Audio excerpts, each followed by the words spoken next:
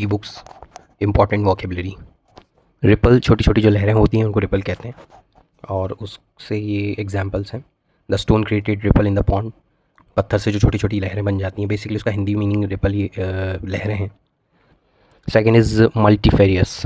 Multifarious बहुत तरह का जो विधि होती हैं, यानी प्रकार से आ रहा होगा मल्टीफेरियस, मल्टी इसका रूट वर्ड है। India is known for its multifarious culture, बहुत ज़्यादा मल्टीफेरियस, बहुत सारा बिखरा हुआ कल्चर, बहुत सारे कल्चर्स हैं। She has multifarious talent like singing, painting, dancing उनको। नेक्स्ट है डेबिलिटेटिंग, कमज़ोर कर देने वाला।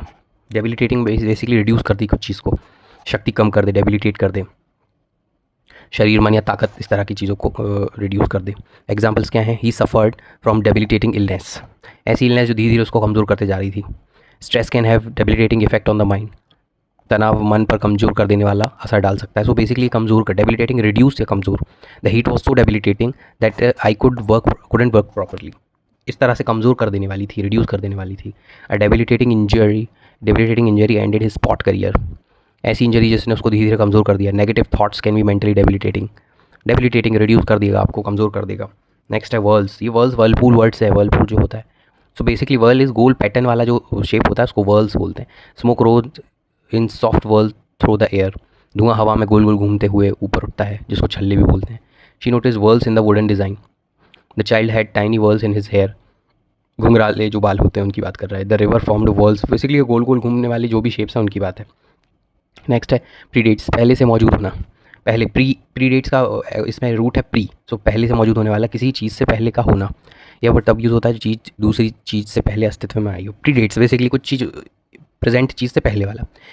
This temple predates the Mughal era, ये जो टेम्पल है प्रीडेट्स, यह मंदिर मुगल एरा के भी पहले का है। प्रीडेट्स पहले, dates. His interest is in music predates his school years, school से भी पहले। एंटिकिटी, प्राचीन, बहुत पुराने समय से हो रहा हो जो।